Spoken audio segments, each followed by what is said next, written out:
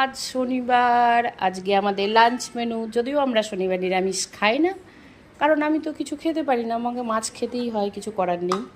তো দেখো, আলু ফুলকপি ভাজা, ভাত, এই যে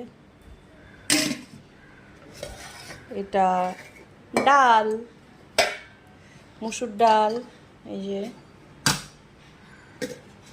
এটা হচ্ছে শাক, সজনে শাক। এরা সব আমাদেরকে গরু ছাগল বানিয়ে দিয়েছে, বুঝলে তো, গীতা আর বিথি মিলে যা পায় তাই নিয়ে আসে।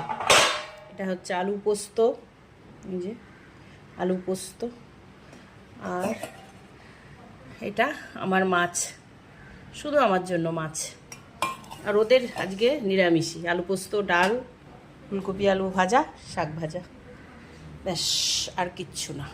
তো